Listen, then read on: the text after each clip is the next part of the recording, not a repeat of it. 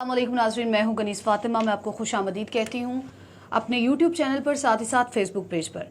अच्छा जी नाज़रीन, अब देखिए शरीफ ख़ानदान की इसको बदकिस्मती कहिए या फिर ये कहिए कि हालात नासाजगार थे उनके लिए। उसकी पीछे वजह यह है, इतनी मेहनत के बाद इमरान खान की हुकूमत को गिराया गया, फिर उनको जो असम्बलियाँ थी उनको जाली करार दिया गया, झूठी असम्बलियाँ करार दिया गया, वहाँ पर वो खुद बैठे, इस्तीफ़े मांगे गए।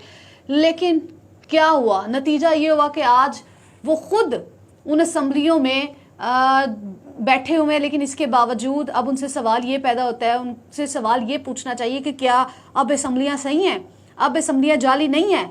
तो इतना सब कुछ करने के बाद उनके हाथ में क्या रहा? कुछ भी नहीं। अब देखिए सिचुएशन क्या बनती जा रही है। सिचुएशन ये बनती जा रही है कि ये वो वाहिद बदकिस्मत हुकूमत है जिसके पास सूबों में कोई एक हुकूमत भी मौजूद नहीं है। हमने ऐसा तारीख में पहले कभी भी नहीं देखा। हमने आज तक जिसको भी देखा है, जिसकी विफाक में हुकूमत होती है, उसकी चारों सूबों में से किसी एक सूबे में हुकूमत लाजमी होती है।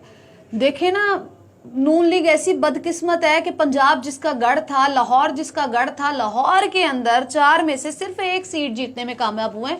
बाकी की 3 सीटें जो हैं वो तहरीक इंसाफ को गई हैं। तो अपनी बड़ी जो वीडियोस मैंने बनाई हैं उनके अंदर मैंने आपको बताया था कि ये जो 13 से 14 सीटों का जो मार्जिन इमरान खान साहब को मिल रहा है ना, ये आगे जाके बढ़ सकता है। आप मेरी पुरानी वीडियोस निकाल के देख लें, आपको अंदाजा हो जाएगा।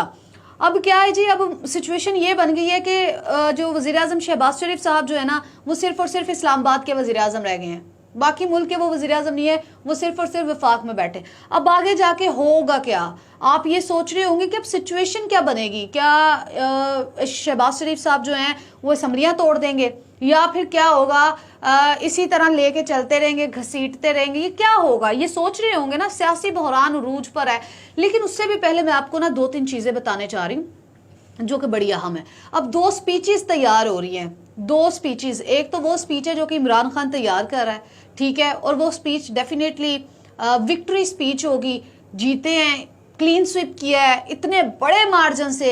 17 सीटें पहले उन्होंने अपने नाम की थी, फिर उसके बाद क्या हुआ कि रावलपिंडी की सीट के ऊपर फड्डा हुआ, और फिर खैर वो मैं एक और वीडियो बनाऊंगी, फिर मैं उसके ऊपर आपको बताऊंगी कि बेसिकली अब चीज़ें हो क्या रही हैं या इलेक्शन में क्या हुआ है, किस तरह से धांधली करने की कोशिश की है। जहाँ पर बस चला है वहाँ पर अपना बस चलाने की कोशिश की है। अब 2 चीज़ें होने जा रही हैं। एक तो इमरान खान साहब जो है ना वो अपनी एक स्पीच तैयार कर रहे हैं, ठीक है। उन्होंने कल करना था 10 बजे उन्होंने खिताब करना था, लेकिन उन्होंने फिर खिताब नहीं किया। डेफिनेटली उसमें उन्होंने अपना अगला लाइहा अमल क्या है उसके हवाले से बताना है, फिर आगे जाकर उन्होंने करना क्या है, हिकमत अमली क्या अपनानी है, किस तरह से मामले को अब आगे लेकर चलना है, ये उन्होंने बताना। इस वजह से उन्होंने कल वो इजलास नहीं कल वो खिताब नहीं किया। फिर उन्होंने आज अपनी कोर कमेटी का इजलास तलब किया और उस इजलास के अंदर वो डेफिनेटली सारी चीज़ें डिस्कस करेंगे। फिर इमरान खान साहब आएंगे और फिर आपसे यानी कि आवाम से खिताब करेंगे। इसके पहले मैं आपको बता दूं कि पंजाब से, जिनकी वजह से इमरान खान साहब पंजाब में जीते हैं, जो कि नून लीग का गढ़ है, वहाँ पर